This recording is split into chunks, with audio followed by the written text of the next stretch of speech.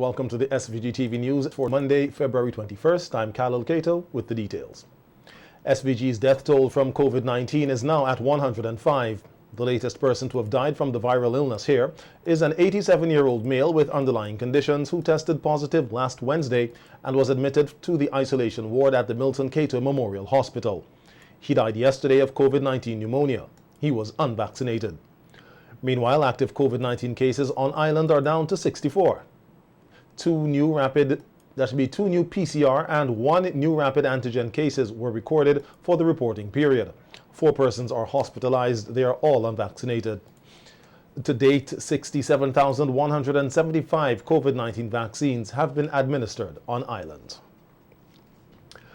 On Sunday, Prime Minister Dr. Ralph Gonsalves said on radio that he has noted with concern the number of people who are no longer adhering to COVID-19 protocols.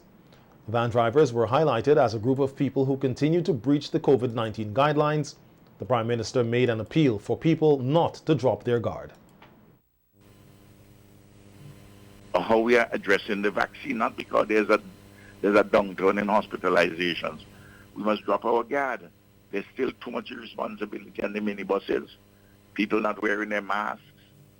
The drivers and the conductors piling up more persons than required inside of the vehicle, and persons not taking the kind of precautions they should be taking, and so on and so forth. And I want to insist that there's no magic in opening up fully. There's just for us to do the things that we know we are supposed to be doing and take the vaccine. And the Prime Minister is hoping that more people could be on board with moving the country forward in light of the challenges faced since the start of the pandemic 2 years ago. Speaking on WeFM's Issues at Hand program on Sunday, PM Gonsalves said that progress has been made with getting the country back to some form of normalcy, but more has to be done, and everyone must work together to overcome the challenges.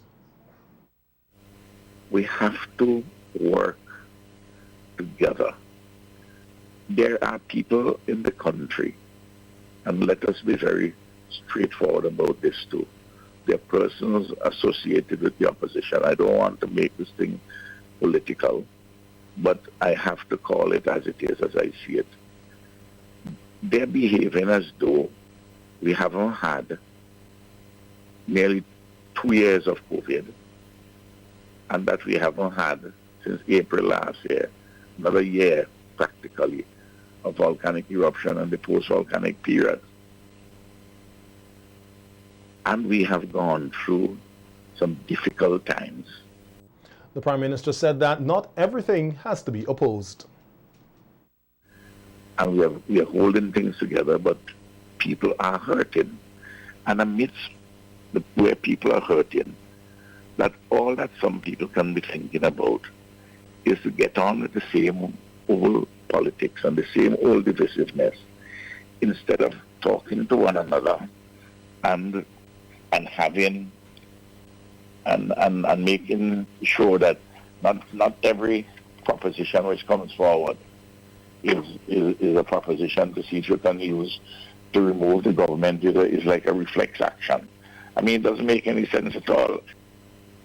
We have to make sure that the hope which exists with a number of economic programs, because there's an economic dimension to it, that we just don't jump on things and you oppose a hotel being built, you oppose a quarry, before you oppose an airport, before all of this. But since then, everything is just opposing. You don't want the budget to pass. The Prime Minister referenced the criticisms leveled against the local artists who represented SVG at Dubai Expo 2020. Who gets power? Who gets position? Even persons go to talented young men and women. They're selected to go to Dubai to perform. And that rather than saying, well, it's a pity we can't take more than 10 or 12 or whatever, 15, whatever the number went. Each of them of merit. you just have to pull them down. People who have done such good work in the field of culture. I mean, we just have to stop this thing. We just have to stop it. It's not right. No. So the economic issues which we are talking about are important. But we have to use sports and culture in this period more and more. It is safer for persons to go ahead playing their contact sports. Minister of Agriculture Soboto Caesar said plans are progressing to establish a diversification program and platform which will benefit all agriculture producers in the country. Speaking at the signing last Thursday for the standard and compliance regulations for SVG's medicinal cannabis industry, Minister Caesar said the program will result in increased exports of agricultural produce. There are many other islands in the OECS requesting different commodities from us. What this goes to show is that we are doing something good in St. Vincent and the Grenadines. And sometimes I do not respond to the criticism leveled at the ministry and sometimes leveled at me when it is usually said that, well, all the minister wants to do is to export everything. Well, I want for persons who are critical of that exactly a big part of the plan is to increase the exports. So we want to be able to boast in St. Vincent and the Grenadines that we have food sovereignty, we have food security for our citizens, but that whilst others are reducing their export figures, we want to increase. Noting that more farmers are beginning to grasp the concept of diversification by producing a variety of crops, Minister Caesar said this is part of the national strategy to help reduce the country's food import bill. A strategic approach to reducing the food import bill. And you're seeing more persons now producing commodities like cantaloupe, beet, butternut squash. We have been able to reduce our importation commodities like radish. And many of these commodities which at one time were not mainstream, we want to bring them mainstream and to have them being a part of a production platform that can value probably $40 to $50 million as well.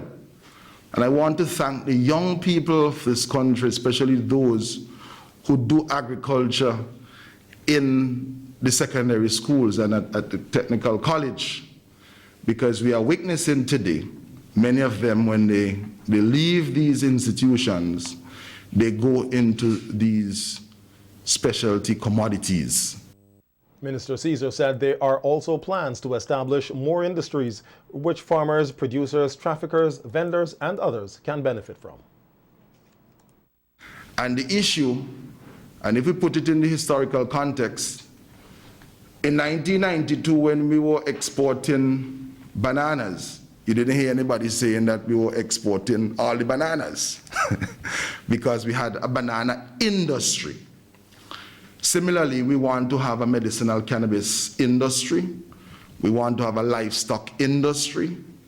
We want to have an industry which is built around reducing our food import bill.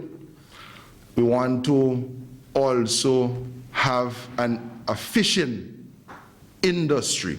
Therefore, I know that at some point in time, many of the critics will come back and say, we were very critical of what you were doing, but now we understand exactly what was taking place. Director General of the Organization of Eastern Caribbean States, the OECS, Dr. Didacus Jules, is of the view that efforts have to be made to keep abreast with the challenging times, especially in the digital age. He said that with this in mind, the function of teachers have to be looked into, as they first have to be trained accordingly in order to educate students. Dr. Jules was at the time addressing a news conference to speak on the conclusion of the 7th OECS Council of Ministers of Education two-day meeting held here at the NIS conference room. There's a recognition that we need to take a fresh look at what is required to be a teacher in these conditions. And we now need to equip teachers, maybe some degree of specialization, because the face-to-face will be a different type of face-to-face. And now we cannot do chalk and talk on the internet. So we need to also provide training for teachers in the pedagogy of distributed learning and online instruction. So there are a lot of changes that need to happen, and these changes cannot happen in silos. Unlike in the past where we said, okay, we need to do curriculum redesign. So a group of people designed the curriculum, but they didn't look at the whole picture. What about if you redesign the curriculum? What about the training of teachers to deliver the curriculum? What is the involvement of teachers in that redesign? What are employers and the people who are going to use the quote-unquote products of the education system comfortable with that syllabus? How modernized is it? As for students, the OECS Director General said that balancing online learning is also important. You mentioned physical education. First, sports is part of that. Right now, before perhaps only those in our schools, maybe those students who are more inclined to be physically active and so on were part of sporting activities.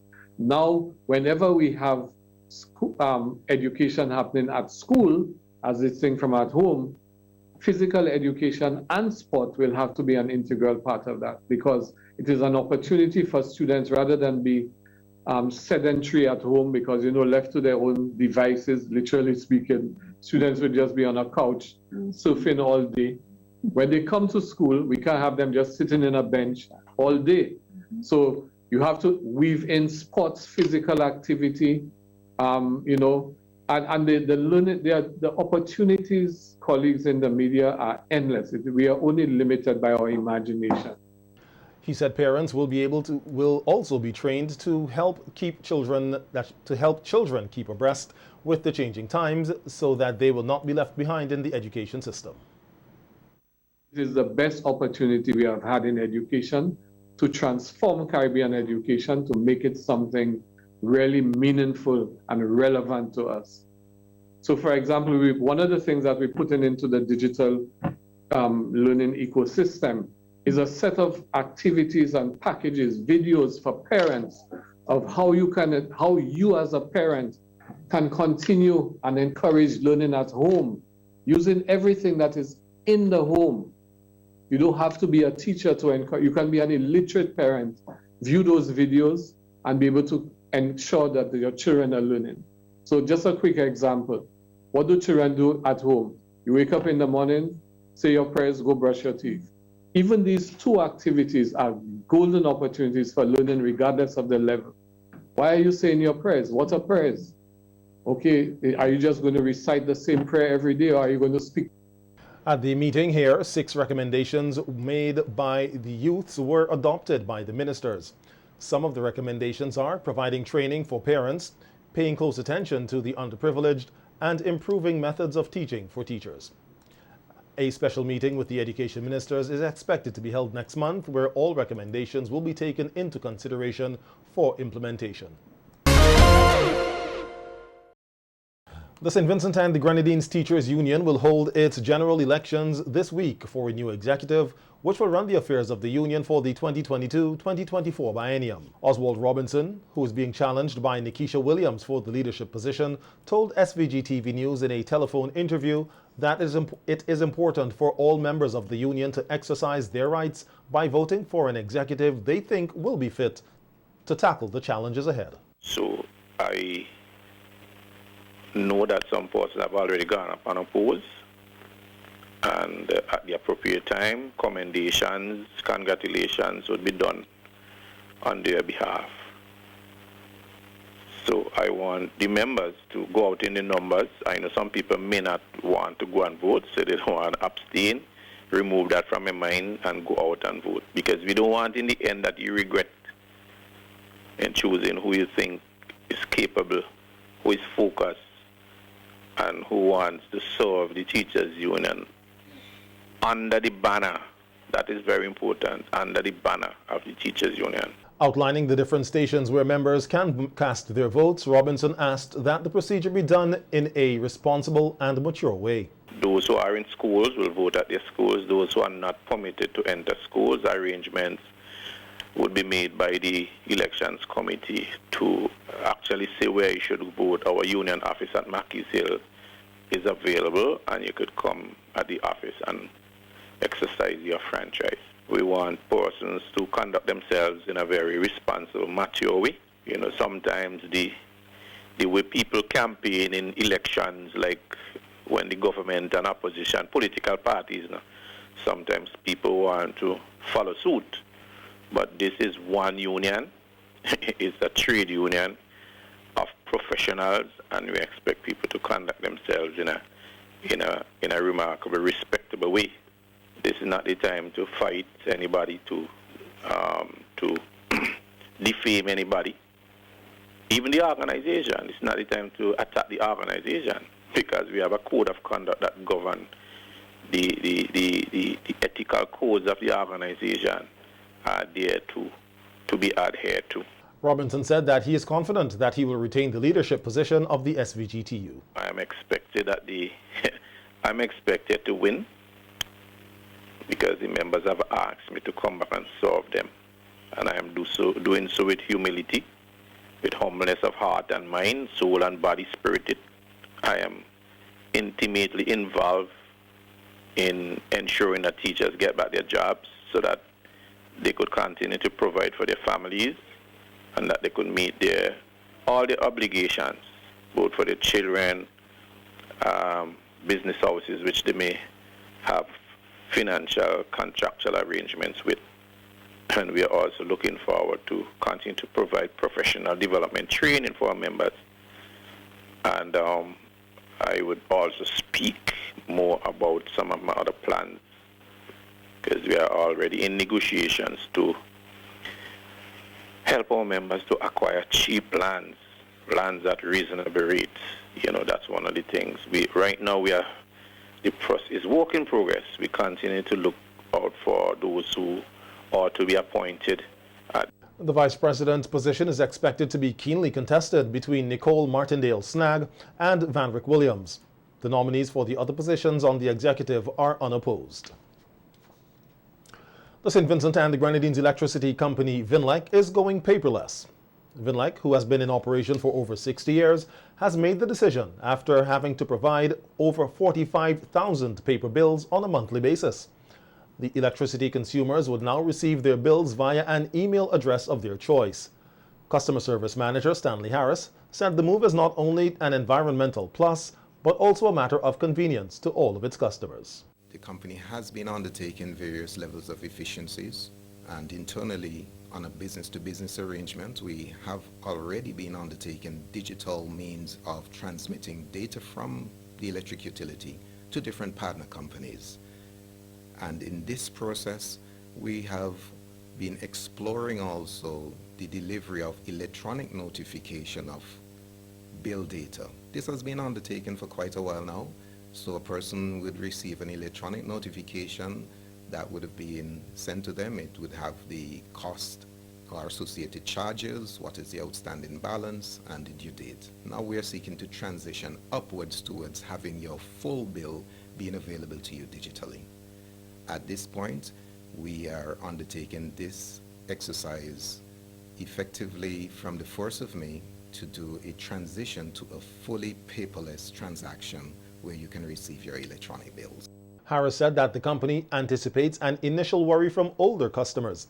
However, he noted that there will be measures put in place for the elderly who do not have access to smart devices or trusted help. That there are likely to be persons who may not have immediate access to an online platform. We would work with persons.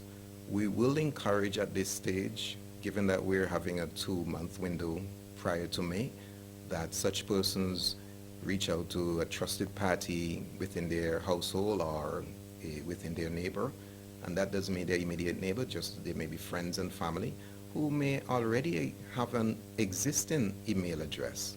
And this party can either one of two options. We will encourage either A, this person receives the bill on that person's behalf, and then make the information available to the occupant household or the account holder. This is where Granny is somewhere in the village and Granny may not have anybody who such can do that. We will work with such individuals as time presents itself to see that we can get to an amicable solution. The Royal St. Vincent and the Grenadines Police Force continues on its quest to keep St. Vincent and the Grenadines safe from illicit substances, illegal guns and ammunition. To this end, last Friday, the Rapid Response Unit, RRU, conducted a series of raids in Kingstown, which resulted in the seizure of a quantity of marijuana, 138 revolver, and 14 rounds of .38 ammunition. The illegal items were discovered in abandoned houses in Paul's Avenue. No arrests were made. The RSVG Police Force is once again calling on citizens who have illegal firearms in their possession to hand them over, noting that failure to do so will result in prosecution. In more police news, a 43-year-old Rose Hall man was arrested and charged with attempted murder. Police say investigations revealed that on Saturday, with intent to commit the offense of murder, the accused, Joel Stapleton, allegedly chopped a 43-year-old farmer of the same address twice on his right arm with a cutlass at Rose Hall. Stapleton is expected to appear before the Serious Offences Court for arraignment. Meanwhile, the police also arrested and charged Malix Cuffey, a 25-year-old laborer of Harmony Hall, with 2 counts of wounding with intent.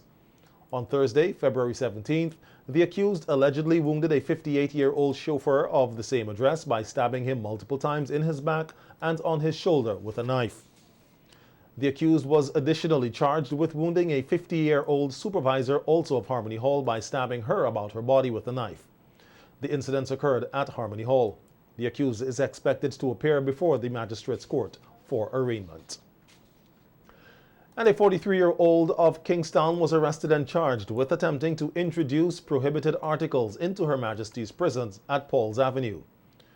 Police say Farax Prescott allegedly attempted to introduce into Her Majesty's prison 1 black plastic bag containing 2 cellular phones, 1 black adapter, 1 black and white phone charger, a quantity of marijuana, cigarette lighters, wrapping paper, 1 pack of razor blades, and the bottle containing a liquid substance, which are prohibited articles. The incident occurred at about 10 p.m. on Thursday, February 10th. The accused is expected to appear before the Magistrates Court to answer to the charge.